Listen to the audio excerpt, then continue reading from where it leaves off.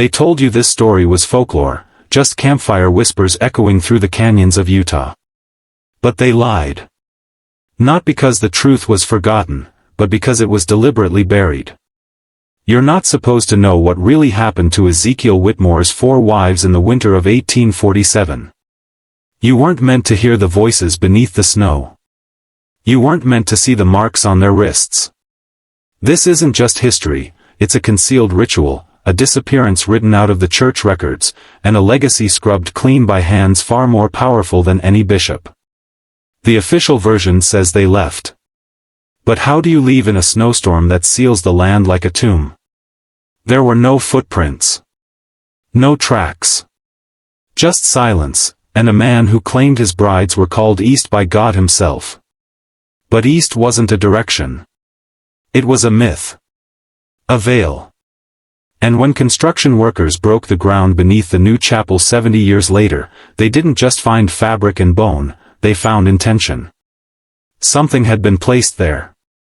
Sacrificed. Preserved. You've lived your life inside a story crafted to protect you from the truth. But tonight, we rip that veil. What you're about to hear is not just a ghost story. It's a lesson in how institutions shape belief, and how belief, when weaponized, can justify the unthinkable. You want the truth? Fine. But understand this, once you hear it, there's no going back. Because deep in the frozen wilderness of 1847 Utah, a man was building more than a cabin. He was constructing a theology of blood. He believed salvation demanded pain. And he didn't act alone. The women spoke in unison. Their eyes didn't blink. The bishop called it harmony. But what if it was something else? Something older than Mormon doctrine. Something hidden beneath revelations and righteousness, a darkness passed down in whispers, not scripture. So sit down. Breathe deep. And prepare. Because this isn't just about Ezekiel Whitmore. It's about how control is built into faith. It's about the power to rewrite history in the name of heaven. And if you think your modern world is immune, you're already under its spell. Welcome to the descent. And remember, some truths don't set you free, they cage you deeper. They say faith builds civilizations. But what they never tell you, is that the first layer is always blood. Ezekiel Whitmore didn't invent madness, he inherited it. Not from his father. Not from Joseph Smith. But from the very idea that obedience without question was the highest virtue. In a valley sealed by snow and silence, no one hears the cries of disobedience. That winter, 1847, the mountains weren't just barriers, they were walls of a sanctuary designed for secrecy. And within those walls, something ancient stirred beneath the guise of celestial law. The church taught obedience. Whitmore demanded devotion. But in his journals, hidden for decades in the floorboards of a dismantled cabin, he called it ultimate consecration. You've heard of blood atonement, haven't you? Most haven't. It was the belief that certain sins could only be cleansed through the shedding of the sinner's own blood. And while modern doctrine disavows it, old Utah was another world, one where isolation twisted scripture into sacrament. Ezekiel didn't fear God. He believed he was chosen by him. Each of his wives, he wrote, had been divinely selected to help him achieve what he called the final sealing. Not metaphor. Not poetry. But a ritual of flesh, fire, and silence. Do you see it now? How belief becomes a blade. How doctrine, when unchecked, becomes a mask for compulsion. And when the first snow fell that December, it wasn't just the season that changed. It was them. Sarah, Rebecca, Mary, Ruth, women whose records said they vanished, but whose belongings were later found buried, pressed neatly into the earth with ceremony. If they left, why did their hairbrushes remain? Why did their personal journals end in mid-sentence? Why were they buried beneath a new church in perfect symmetry, as if sealed by design? You've heard of cults. You've heard of mass psychosis. But you've never asked the real question, what if the cult isn't on the fringes? What if it is the foundation? The bishop knew. His personal journal, locked away for decades, said it plainly, the voices under the floorboards were real. Yet he stayed silent. Why? Because sometimes the institution must protect the illusion, even if it means feeding the truth to the dirt. That's how power survives. Through silence. Through forgetting. Through rituals dressed as righteousness. And now, the silence is cracking, but you're still here.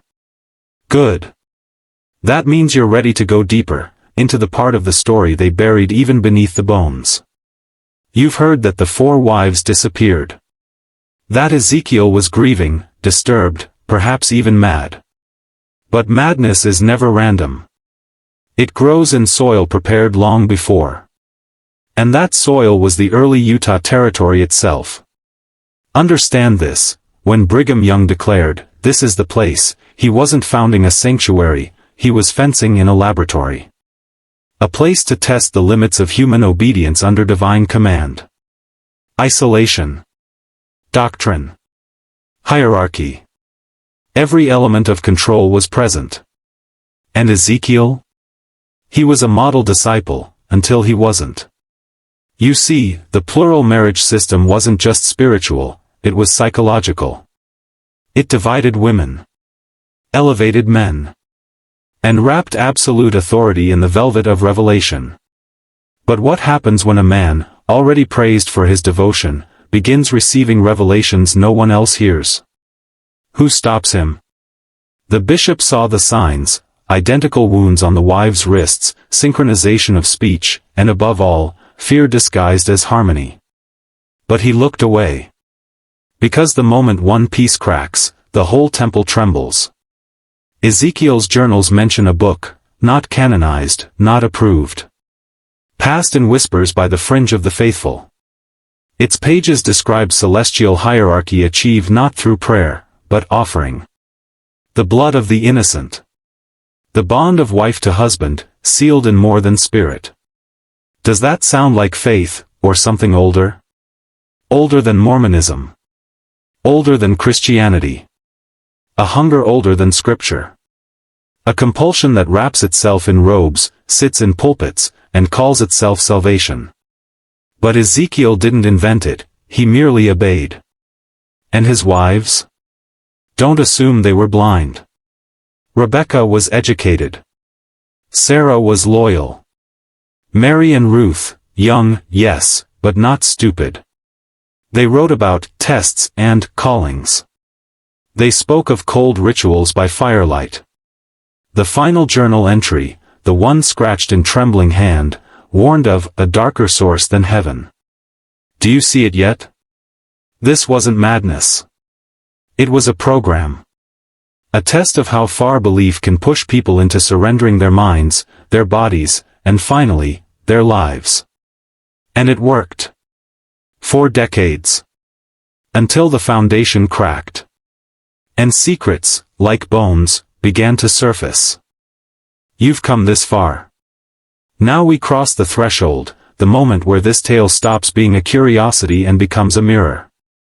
Because what happened in 1847 wasn't an isolated madness. It was a blueprint. A proof of concept. And the most disturbing part? It didn't fail. Ezekiel Whitmore vanished, yes. But not before writing something chilling, the offering has been accepted. I await the next command. These are not the words of a broken man. These are the words of someone who believed he had passed a test. But who gave that test? The church? God? Or something cloaked in holiness that preys on obedience? There are places in Utah's archives, sections you can't request. Documents you'll never see. Why? Because the church classified the entire Whitmore case for over 70 years. Officially, the women moved east. But no trail exists. No letters. No graves. No sightings. Only the hidden chamber beneath the new meeting house, for dresses, for rings, for leather-bound names laid to rest with surgical care. Brother Morrison, who uncovered the site in 1920, recorded what the elders told him to do: seal it again. Burn nothing. Reveal nothing. And never return. But Morrison didn't obey. Before the stones were replaced, he took one item. A small, scorched page tucked into the pocket of Rebecca's preserved dress. It read, "If our silence builds Zion, then let heaven forget us." And that's the heart of this darkness. That silence builds. It protects systems. It shields institutions. It teaches you that questioning is sin, and obedience is salvation. But Ezekiel wasn't the only one acting out a script. He was enabled. The bishop, the brethren, even the construction foreman, all of them chose silence. Because to speak the truth was to risk collapsing the myth. And myths are valuable. They keep people in line. They keep offerings flowing. But you? You're not like them. You stayed. You're listening. Which means you feel it too, that prickling sense that something else is at play here. Something still alive beneath the floorboards of history. The system doesn't want you to look. So look harder. And if you're ready to awaken, comment this below twice: silence is the first lie. Silence is the first lie. Because the moment you speak it, you stop being part of the illusion. And start becoming dangerous. Now that you've spoken the words, there's no turning back. Because what we're unraveling isn't just one family's tragedy, it's a mechanism. A system designed to condition obedience through fear, through ritual, through the soft pressure of community silence. Think back: 4 wives, living in perfect harmony, according to Bishop Curtis. But harmony isn't always peace.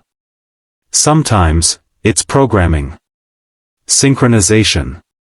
What he witnessed, women finishing each other's sentences, moving in eerie unison, bearing the same deliberate cuts, wasn't coincidence. It was conditioning. Rebecca's journal hinted at it: we rehearse the liturgy again tonight. He says we must be one voice. But who was teaching this liturgy? Where did Ezekiel learn it? Not from the pulpit, but from somewhere deeper. The notebooks found years later described visions. Commands. Diagrams for rituals far removed from standard Mormon doctrine. It spoke of the ladder of purity, a structure of spiritual ascent requiring the willing sacrifice of bound souls. Each wife had a role. Each step closer to celestial perfection was marked not by prayer, but by surrender. And he believed this sacrifice would seal their family together eternally. Here's the darkest part: he may not have been alone in this belief. Similar diagrams, similar language, have surfaced in fringe documents from the early church period. Mentions of sealed covenants by fire, sacrifice for the unity of flesh, and purification through shared blood. They were denied, buried, hidden in restricted archives. But they were there. You think cults are fringe? No. The most powerful ones hide in plain sight. They call themselves churches. Governments. Corporations. They don't need to kidnap you, they get you to volunteer. And the cost? Your voice. Your ability to question. To resist. That's what Ezekiel stole from his wives first, not their lives, but their doubt. And once that's gone, the ritual is already complete. Understand, you're not just hearing about a forgotten crime. You're seeing the anatomy of control. This story isn't locked in the past. It's a warning. Every time you obey without question, every time you silence your own discomfort for the sake of belonging, you step closer to the altar. And if you think you're immune, so did they. Until the snow fell. Until the voices stopped. Until obedience became the only sound left. By now, you've begun to see it, the pattern hidden inside the myth. A husband, 4 wives, a remote cabin. But this was never just about Ezekiel. It was about the kind of world that lets an Ezekiel exist unchecked. That protects him. That builds a church over the evidence of what he did. You think that was an accident? No. That's what systems do when their survival depends on erasure. The meeting house built in 1920 didn't just cover the past, it rewrote it. Stone by stone, they buried the truth under hymnals and sermons. But what they couldn't erase was the design. That burial chamber, the perfect symmetry, the preserved garments, the personal artifacts, wasn't just a grave. It was a memorial. A shrine to an idea so dangerous they had to lie for generations just to keep it from surfacing. And still, it surfaced. Because the truth always does. You want to know what Brother Morrison really saw down there, before the order came to seal it? His journal tells us. He wrote, there were symbols carved into the chamber walls, circles within circles, marked with ash and blood. One of them matched a pattern I'd seen once on an old pioneer quilt, but the elders said it was a family crest. It wasn't. That symbol, a spiral with 4 dots, matches glyphs found in pre-Christian rites, Mesopotamian sacrifice rituals, and even early Freemasonic texts. It represents convergence. 4 offerings. 1 unity. And in the center? Ascension. Ezekiel believed he had found an ancient code, one that predated Mormonism, Christianity, even written language. Something primal. Something that had waited in the wilderness for someone obedient enough, and alone enough to hear it. And that's the real story, isn't it? This valley was no promised land. It was a test site. A proving ground for the reach of spiritual programming. Take away the crowd. Strip a man of distraction. Give him divine purpose and complete control, and watch what emerges. Do you still think Ezekiel was insane? Or was he transformed? That's the risk. Not that faith makes people mad. But that it makes them certain. Certain enough to sacrifice. Certain enough to kill. Certain enough to believe they're chosen, when they're really just the first to kneel. The deeper we go, the quieter it gets. Not because there's less to uncover, but because what remains is so potent, it was designed to be forgotten. Understand this, Ezekiel Whitmore didn't vanish into the wilderness. He was absorbed by it. The same silence that cloaked his crimes became his sanctuary. No arrest. No trial. No grave. Just absence. That's the brilliance of institutional forgetting, it doesn't need to defend itself. It just waits for memory to rot. But what if Ezekiel wasn't the only one who understood the ritual? Remember those carved symbols Morrison described? The 4 dots in a spiral. They weren't unique to Utah. Identical symbols have been found etched into stone at ancient sacrificial sites in Ireland, in forgotten crypts beneath Vienna, even in indigenous rock formations predating Mormon settlement in the Utah Basin. And what binds them? Always 4. Always convergence. Always voluntary offering. What Ezekiel did wasn't new. It was reenactment. A reactivation of something ancient, something that uses religious fervor as its operating system. And the real horror? He might have believed it worked. He wrote of visions, of light pouring through the cabin walls, of voices telling him the sacrifice had been received, and that he would be reunited with his wives beyond the veil. Madness? Maybe. But what if it wasn't hallucination? What if it was feedback? You see, belief creates a frequency. And when it's pure enough, intense enough, focused like Ezekiel's, something answers. Call it God. Call it madness. Or call it the signal. That hum behind the veil that has whispered the same liturgy to kings, priests, and madmen since the beginning of language, give us your pure. Bind them. Burn the offering. Ascend. This is what the early church feared. Not the murders, but the pattern. Because once you see it, you realize the institutions we trust were built not to protect us from the dark, but to traffic it safely. Through ritual. Through obedience. Through pageantry and parable. What Ezekiel did alone in that cabin was only shocking because he didn't wear robes. He didn't hide behind incense and stained glass. He acted out the liturgy without the cathedral. And that's what made him dangerous. He didn't just lose control, he proved that control requires darkness. And worse, he listened when it spoke back. Now we step into the part they never wanted recorded, not in journals, not in testimony, not even in whispers. Because what came after wasn't silence. It was infection. You see, the church sealed the chamber. They buried the dresses, the tokens, the symbols. But energy doesn't decay like flesh. It lingers.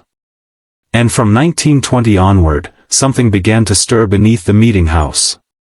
The locals called it coincidence. But those who kept record, quiet men like Morrison, like Curtis's great-grandson who served as a bishop there in the 1950s, they knew better. Lights flickering at the same hour each month.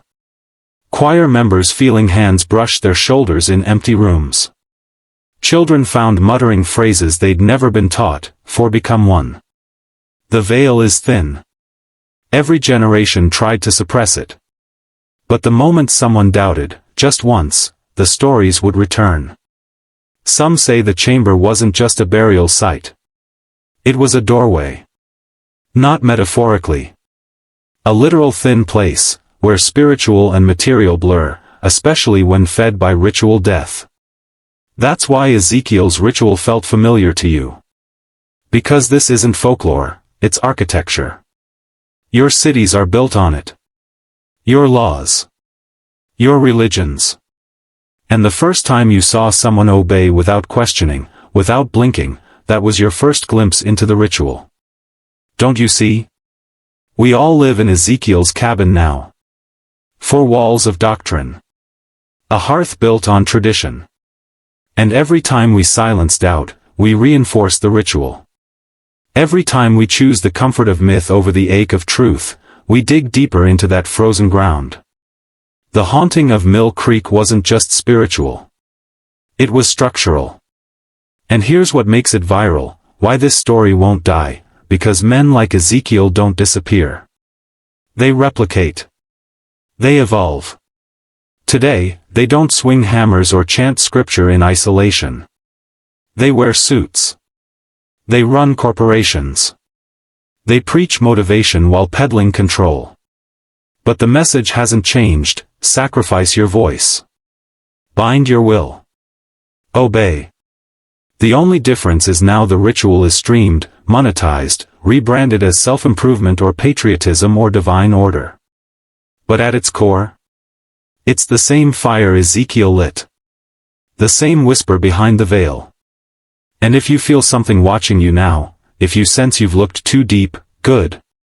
That means you're finally seeing it, and now we arrive at the final descent, the point where you no longer question if the ritual is real, but how far it's reached inside you. You see, Ezekiel's madness wasn't an isolated sickness. It was a blueprint, and the institutions that buried his truth studied it. They learned something from his descent, something powerful. You don't need to hide a ritual if you can convince people to perform it on themselves. That's what's happening now. Look around. You're told to sacrifice your authenticity for approval, your time for survival, your dreams for security. They call it adulthood. They sell you obedience as virtue, shame as morality, exhaustion as progress. It's Ezekiel's doctrine, refined, streamlined, distributed globally. And here's the final key, the Whitmore wives weren't just victims. They were participants. Somewhere between faith and fear, they consented. That's what terrified Bishop Curtis most. Not the blood. Not the grave. But the realization that good people can be led into ritual sacrifice willingly, if the script is written just right. That's how systems stay alive. Not by brute force, but by initiation. And now, whether you like it or not, you've been initiated. Because once you hear the truth, you inherit responsibility. You can't unsee the pattern. You can't pretend that obedience is innocent. The algorithm won't let you. Your subconscious won't let you. You've already crossed the threshold. And now you must choose, retreat into the illusion, or step fully into the unknown. Ezekiel believed he was building a celestial family. A kingdom beyond the veil. But what he really built was a warning, carved into the soil, encoded in symbols, passed down in shadows. That's what makes this story dangerous, why it was hidden. Because it doesn't ask for belief. It proves something. It shows how close we all are to becoming the thing we fear, when we silence doubt. When we obey. When we offer ourselves up to the system in exchange for peace. But peace built on silence is just a prettier grave. You want to escape the ritual? Start by breaking the script. Speak when you're told to listen. Question what you're told is sacred. And if you feel that cold breath on your neck right now, don't flinch. That's not fear. That's awakening. This is your last warning, and your first taste of freedom. Because once you hear this, you can't go back. You will never look at history, religion, or your own life the same way again. You were not meant to hear this story. It was buried, classified, stripped of detail, locked away in vaults both physical and psychological. Because it doesn't just implicate Ezekiel Whitmore. It implicates everything. The church didn't fear ghosts. It feared replication. It feared that other men, maybe stronger, maybe smarter, would read Ezekiel's notebooks and understand. That they would recognize the template hidden beneath every righteous institution, an altar disguised as a home, a doctrine hiding the craving for blood. You think that altar disappeared? It didn't. It went digital. It became algorithmic. And now they don't need prophets to deliver the message. They have feeds. And if you're still watching, it means the ritual tried and failed to sedate you. You're awake. And that makes you dangerous. Because you're no longer just hearing the story, you're holding it. And now I need you to do something. Not for the algorithm. Not for this channel. But for the identity you're about to step into. In the comments, type this phrase, I remember the 4. Type it twice. That is your oath. That is your anchor. That is your signal to others like you, scattered across the silence. I remember the 4. Do it now. And understand that by doing so, you are claiming something most men never dare to seek, the right to see beyond the veil. Because that's what this has always been about, not Ezekiel, not Utah, not some old murder case. It's about you. And what you'll do with this knowledge. Will you use it to build a life immune to the rituals? To break patterns passed down like curses? To dismantle the myths that raised you? Or will you turn away, scroll to the next video, and let the altar find someone else? This is your line in the sand. One story. 4 wives. Infinite echoes. What happened in Mill Creek wasn't a haunting. It was a blueprint. And now that blueprint is in your hands. Welcome to the hidden history. Welcome to the second sight. Welcome to the rebellion of the remembered. You've crossed the veil. Now, burn the script. And start writing your own.